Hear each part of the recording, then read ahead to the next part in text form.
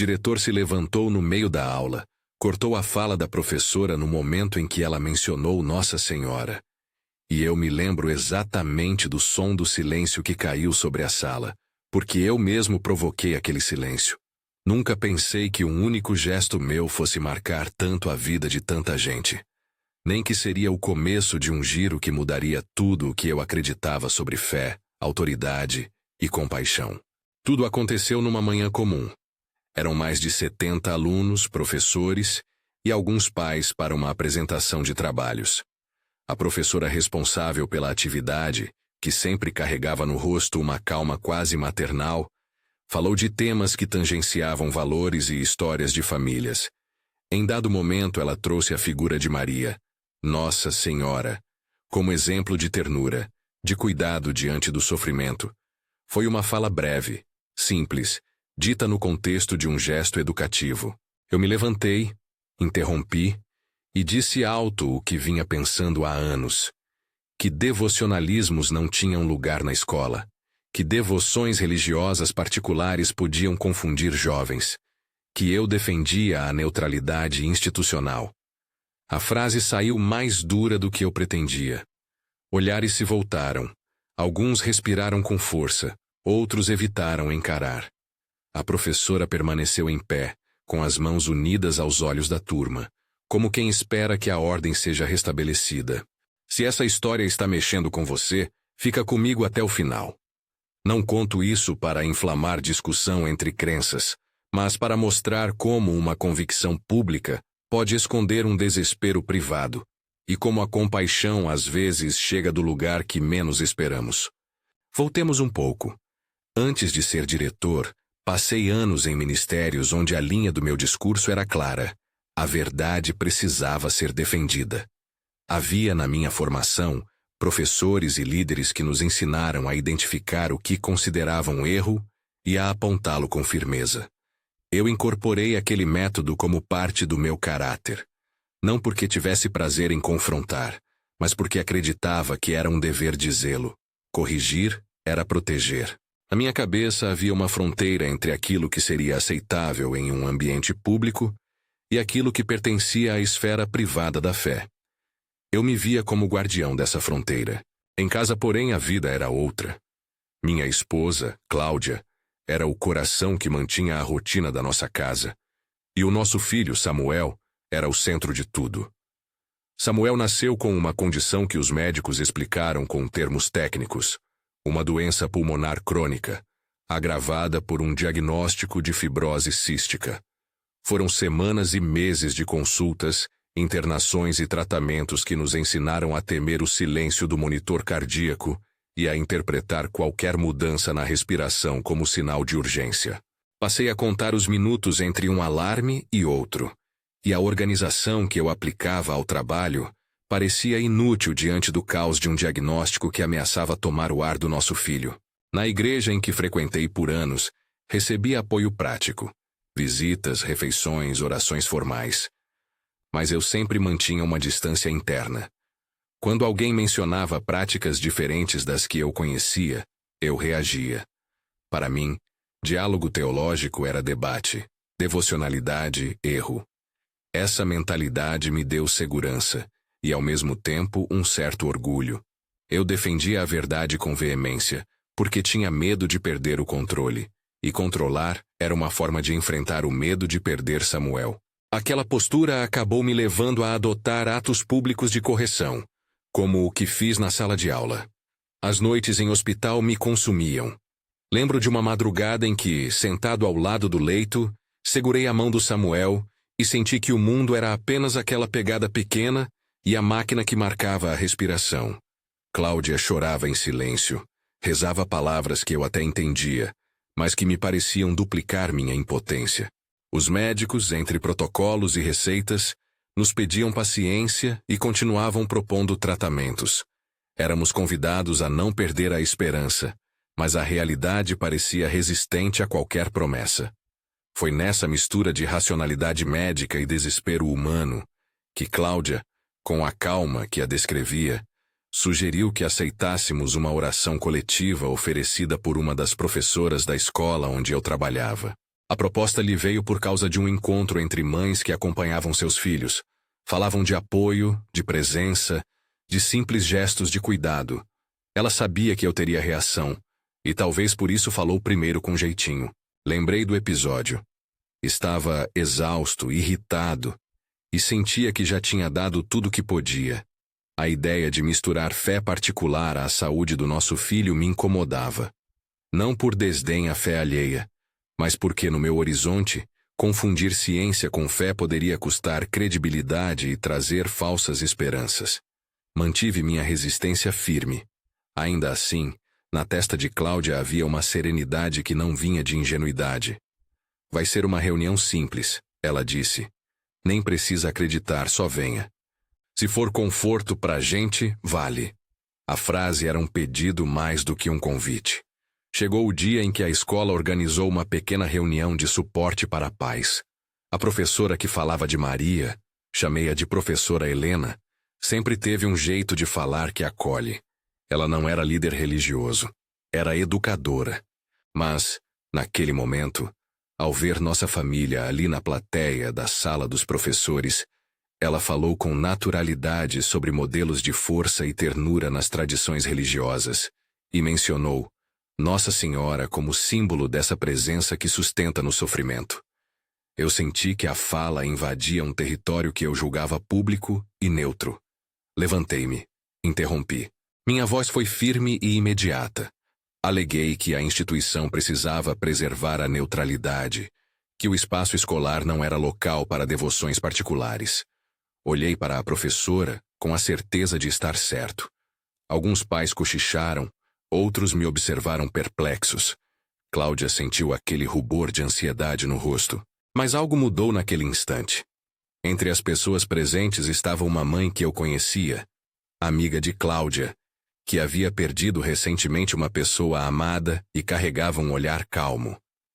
Ela se aproximou de mim e com educação disse: Entendo seu ponto, mas hoje precisamos unir forças pelo Samuel. Aquilo me atingiu no lugar que eu mais escondia. A responsabilidade de pai. Ainda assim, mantive a minha posição pública. Saí dizendo que havia deixado claro o papel da escola. Era na minha cabeça proteger o ambiente. Só que, ao voltar para casa, encontrei Cláudia com os olhos marejados de esperança. Ela havia conversado com a professora Helena e com alguns pais. Havia sido organizado um pequeno momento de oração, simples e voluntário, para quem quisesse participar. Você não precisa dizer amém, Cláudia me disse. Só venha e veja.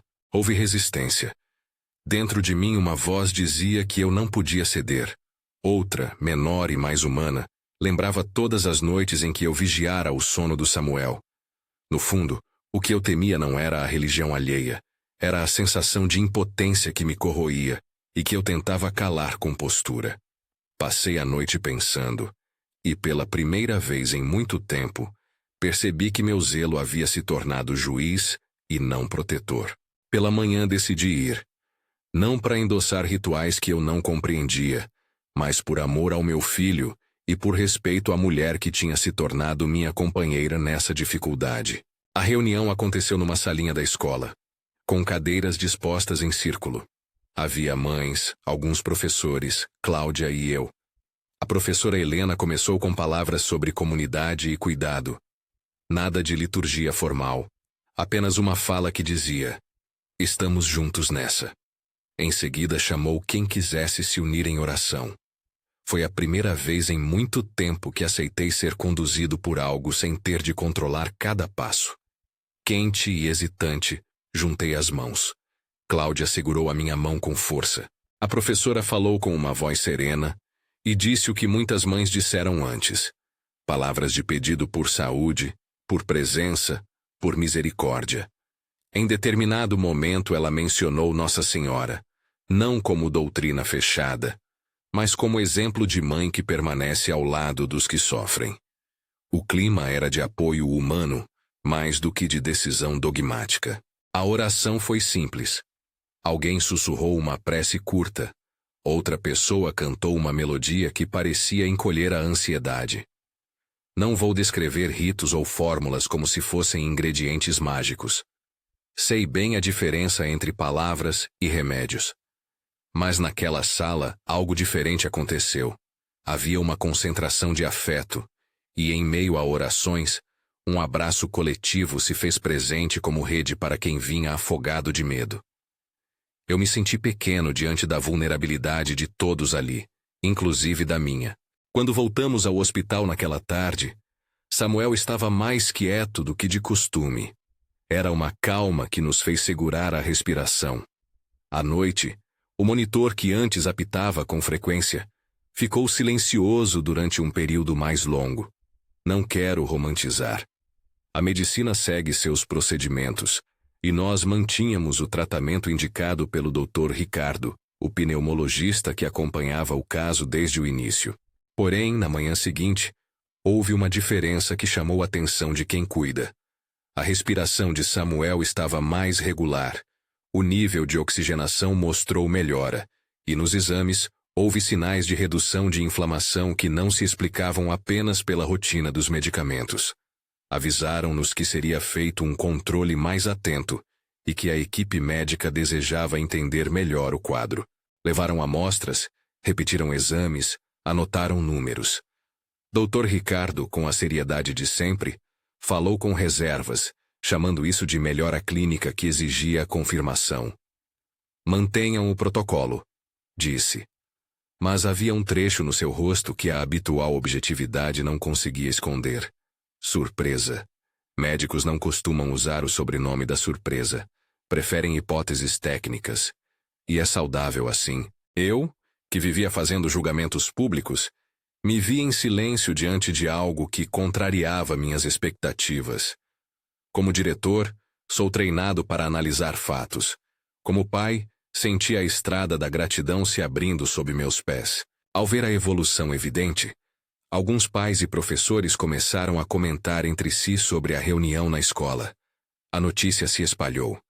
Pessoas que haviam testemunhado os momentos de oração vieram até o hospital, trazendo silêncio, presença e abraços. Em meio a tudo senti algo mais pesado, a necessidade de reconhecer que meu gesto autoritário na sala de aula havia sido equivocado em tom e timing. Não que eu acreditasse que a opinião pública devesse ser calada sempre, mas percebi que minha forma de agir havia magoado uma colega que apenas buscava consolo para pais aflitos. Ainda havia a reticência sobre a dimensão espiritual do que vivenciamos. Era uma realidade complexa, onde a ciência mostrava melhora e a comunidade via intervenção. Houve um episódio que me marcou profundamente. Em uma assembleia escolar, convocada inicialmente para falar sobre protocolos de conduta e neutralidade de espaços, a professora Helena, com a serenidade que lhe é própria, olhou para mim e disse: "Sei que você age por amor à escola. Hoje eu espero que você entenda que há situações em que a nossa função é proteger as pessoas, e não apenas as regras." A frase era um convite ao diálogo, não um ataque. Em público, senti o rosto esquentar. No íntimo, a vergonha cresceu. Aquela reunião seria o lugar onde, pela primeira vez, eu teria de escolher entre manter a defesa intransigente de minhas convicções ou confessar que errei na forma. Decidi fazer algo que nunca foi fácil para mim. Pedi a palavra e contei a verdade. Falei sobre as noites intermináveis ao lado de Samuel, sobre a sensação de impotência que me transformava em fiscal do ambiente. Confessei que, ao interromper a fala da professora, assumi um papel que me distanciava da compaixão que esperava exercer como líder. Pedi desculpas pelos modos e reconheci a humanidade de quem busca consolo de qualquer maneira. Muitas pessoas ouviram com atenção. Alguns balançaram a cabeça, não por incredulidade, mas por entenderem que crescer é também confrontar as próprias falhas. Pedi perdão à professora Helena e à comunidade. Não foi um pedido amplo e automático, foi uma confissão. Em seguida, expliquei que, embora eu mantivesse convicções teológicas pessoais, entenderia melhor o lugar de cada um dentro de uma instituição que deve zelar pelo bem-estar das pessoas. A partir daquele dia, meu papel mudou. Não abandonei a preocupação com a neutralidade institucional, mas passei a defender que ela não pode ser usada para silenciar o gesto compassivo de alguém. Comecei a dedicar tempo para ouvir pais, professores e representantes de diferentes tradições. Promovi encontros de diálogo onde a palavra acreditou em escutar. Convidei Dr. Ricardo para participar de uma roda com pais e profissionais da saúde para explicar os limites e as possibilidades da medicina diante de casos complexos como o do Samuel. Ele falou com rigor e com humanismo, reforçando que tratamentos devem ser respeitados e que, diante de fenômenos inesperados, a ciência precisa investigar com seriedade. Dizia: a medicina se apoia em evidências, mas também em humildade diante do vivo. Aquilo soou como um eco da lição que eu vinha aprendendo, que humildade e competência caminham juntas. Samuel continuou a melhorar gradativamente. Os exames mostraram progressão favorável, e os protocolos foram mantidos com disciplina. Em uma consulta, Dr. Ricardo nos chamou para falar com realismo. Não basta um episódio para ignorar a necessidade de acompanhamento, avisou. Mas há, sim, sinais objetivos de recuperação que precisamos monitorar. Saber que o registro médico reconhecia uma anomalia positiva foi importante para não reduzir tudo a crença isolada. Era essencial que a comunidade médica dissesse que aquilo que haviam visto exigia investigação e tentativa de explicação. Ao mesmo tempo, muitos reconheciam que a mobilização humana, a presença da escola, a oração coletiva, o apoio prático, criou um ambiente que favoreceu a continuidade do tratamento e trouxe um alívio psicológico inegável aos familiares. Com o passar dos meses, minha transformação passou de ação pontual para mudança de vida. Deixei de usar a autoridade como primeiro recurso. Em vez de interromper, passei a perguntar. Em vez de corrigir na frente de todos, busquei diálogo. Defendi a liberdade de expressão religiosa como um direito, e a neutralidade institucional como uma responsabilidade que precisa ser aplicada com sensibilidade. Fui convidado por algumas comunidades para contar o que havia acontecido e, em muitos desses encontros, a narrativa de que um diretor que interrompeu uma aula havia aprendido a pedir perdão surpreendia. Para mim, o ponto central não era provar que algo sobrenatural ocorrera. Era mostrar que o coração humano pode ser transformado por encontro sincero e pela experiência de ver seu filho recuperando-se quando tudo parecia fechado. Ainda há quem questione e quem prefira explicações diferentes. Aceito isso. Não quero empurrar uma única interpretação. O que considero inegável é que naquela conjuntura, uma série de elementos, cuidado médico, protocolos corretos, suporte comunitário, presença afetiva e, sim, um momento de oração coletiva, ocorreram em conjunto e produziram um resultado que os profissionais classificaram como incomum. Por minha parte, aprendi que o zelo sem misericórdia pode ferir mais do que proteger, e que, às vezes, o maior serviço que um líder oferece é reconhecer limites, ouvir e caminhar ao lado dos que sofrem. Hoje, quando passo pela escola, vejo cartazes sobre convivência, encontros interreligiosos e grupos de apoio. Promovo palestras sobre comunicação não violenta e sobre como administrar conflitos sem esquecer o ser humano por trás de cada posição.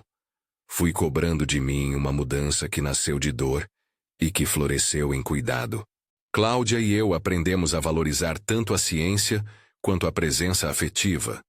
Samuel cresceu com força e, na medida do possível, com alegria de criança, sem nunca deixar de ser monitorado por especialistas. Dr. Ricardo continua no posto, atento, e sempre que nos vê lembra com moderação. Continuamos em vigilância. A professora Helena e eu nos tornamos parceiras numa causa simples: garantir que a escola seja um espaço de aprendizado, de respeito às convicções e também de apoio humano quando a vida chama. Se algo desta história deve ficar com você, que acompanhou até aqui, É o convite a revisar a forma como exercemos autoridade e julgamos as manifestações de fé dos outros. Defendamos nossas convicções com respeito e cuidemos das pessoas com prioridade sobre as disputas doutrinárias. A vida real exige isso. Mais escuta, menos interrupção. Mais compaixão, menos pressa para condenar. Se essa narrativa tocou você de alguma forma, compartilhe.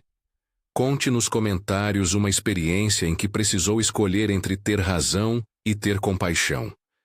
Talvez a nossa atitude possa ser o que alguém precisa para respirar um pouco mais aliviado hoje.